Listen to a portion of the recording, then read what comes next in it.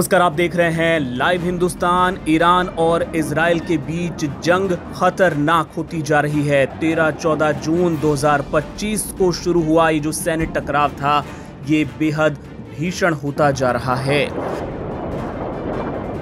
14 जून की रात इजराइल की ओर से तेहरान में परमाणु सुविधाओं और साथ ही ईरान के तेल ठिकानों पर हमला करने का दावा किया गया, तो वहीं ईरान ने तुरंत जवाबी कार्रवाई करते हुए इजराइल के तेल अवीव, हाइफा और बेन गुरियन एयरपोर्ट पर बैलिस्टिक मिसाइलों और ड्रोन हमले अंजाम दिए।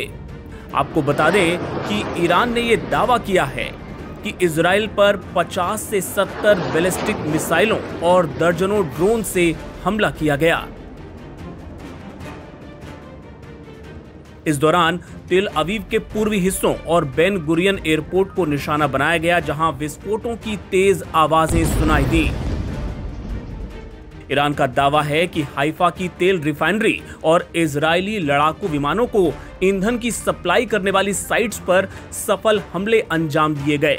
इससे जुड़े कई वीडियोस भी सोशल मीडिया पर वायरल हुए हैं, जिनमें धमाकों की आवाजें और मिसाइलों को अपने टारगेट्स को हिट करते हुए देखा जा सकता है।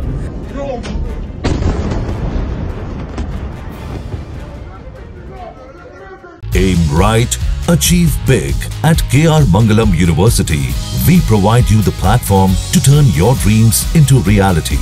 At KR Mangalam University. बताया जा रहा है कि इन हमलों में इजराइल में 5 लोगों की मौत हुई है, दर्जनों लोग घायल हुए हैं और इस दौरान पूरे इजराइल में सायरन गूंजने लगा और इजरायलियों में अफरा तफरी मच गई और लोग शेल्टर्स की ओर भागते हुए नजर आए। इस दौरान आयरन डोम भी एक्टिव हो गया, लेकिन वो ईरान के सारी मिसाइलों को रोकने में नाकाम रहा। बहुत सारी ऐसी मिसाइलें थी जिन्होंने अपने टारगेट्स को हिट किया। आपको बताएं कि इन हमलों में ईरान ने शहाब 3 और फतेह 110 जैसी लंबी दूरी तक मार करने वाली मिसाइलों का इस्तेमाल किया है। लेकिन जो सबसे ज्यादा चर्चा हो रही है वो हो रही है हाइफा पर, जिस तरीके से ईरान ने हमला किया है, क्योंकि हाइफा एक बड़ा औद्योगिक शहर है इजराइल का, जिसमें 50 से ज्यादा बैलिस्टिक मिसाइलें दागी गईं ईरान की ओर से। वहां सायरन बजने शुरू हो गए और भारी नुकसान होने की खबर आ रही है। साथ ही बताया जा रहा है कि हाइफा में 14 लोग घायल हुए हैं। वहीं एक महिला की मौत की खबर भी सामने आई है। हालांकि आईडीएफ की ओर से इसकी पुष्टि नहीं की गई है। आपको बता दें कि दोनों देशों ने एक दूसरे के शहरों को तबाह करने की कसम खाई है। एक तरफ जहां इजराइल दावा कर रहा है कि तेहरान इस वक्त जल रहा है, तो वहीं ईरान का कहना है कि उसने इजराइल के हाइफा, बेन गुरियन, इन तमाम शहरों को, तमाम जो इनके ठिकाने हैं, वहां पर सफलतापूर्वक बदला लिया है और ये जंग भीषण लगातार होती जा रही है। इससे जुड़े और अपडेट्स आगे भी आपको देते रहेंगे। आप देखते रहिए लाइव हिंदुस्तान।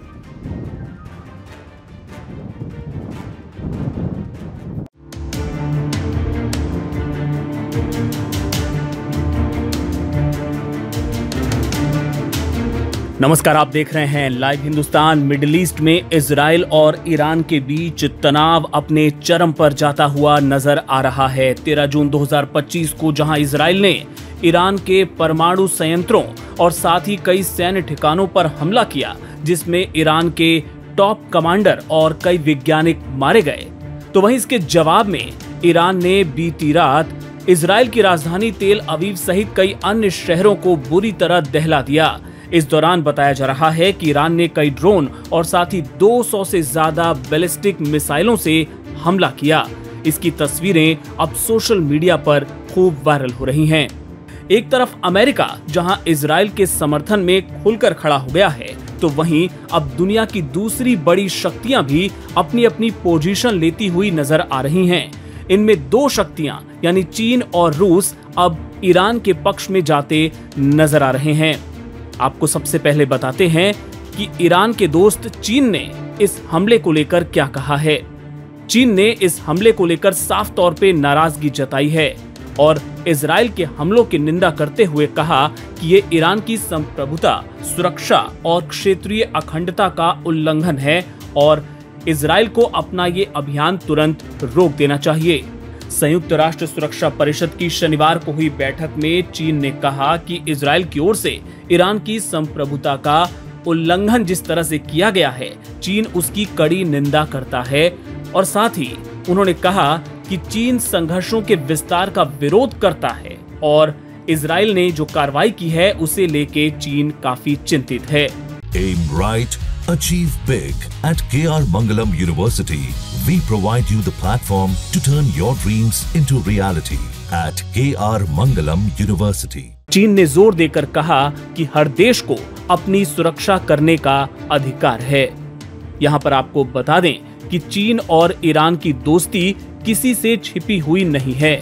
चीन और ईरान काफी करीबी साझेदार माने जाते हैं, खासतौर पे ऊर्जा और रक्षा से संबंधित कई परियोजनाओं में हाल के सालों में दोनों देशों के बीच सहयोग काफी बढ़ा है। अभी कुछ दिन पहले ही ये खबर लाइव हिंदुस्तान ने आपको दिखाई थी, जिसमें ये बताया गया था कि ईरान ने चीन को हजारों टन बैलिस्टिक मिसाइल सामग्री का ऑर्डर दिया है और तभी से ये माना जा रहा था कि ईरान को इस बात का एहसास है कि आने वाले वक्त में इजराइल उस पर बड़ा हमला कर सकता है।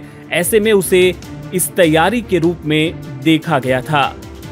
वहीं दूसरी तरफ बात करें रशिया की, रूस की, तो वो भी ईरान के समर्थन में उतर आया है।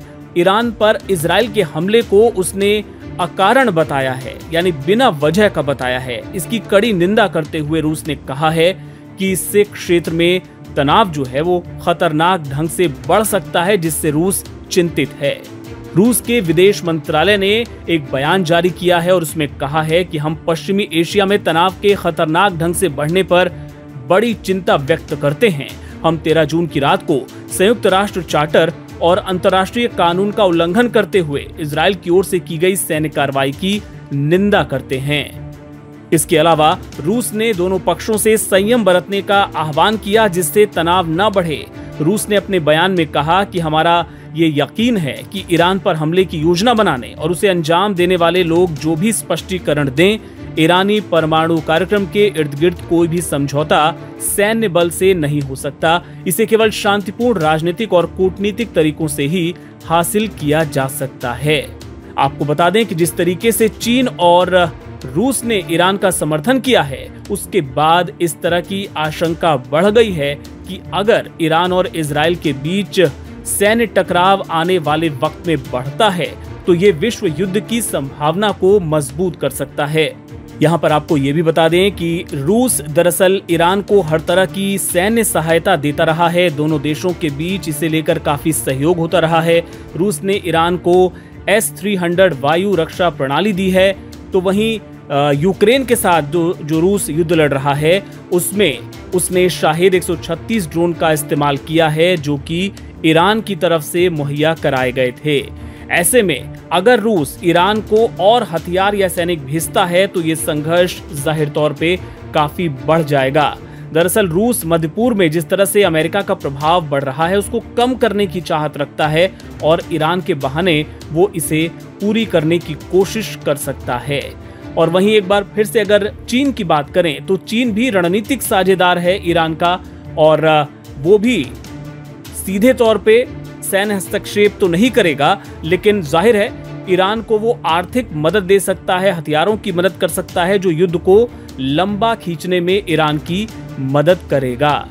अगर अमेरिका और इजराइल का गठबंधन मजबूत होता है तो चीन मध्य पूर्व में अपने तेल और गैस के हितों को सुरक्षित रखने के मकसद से ईरान के साथ खुलकर खड़ा हुआ नजर आएगा। इससे जुड़े और भी अपडेट्स आपको हम आगे दिखाते रहेंगे। आप देखते रहिए लाइव हिंदुस्तान।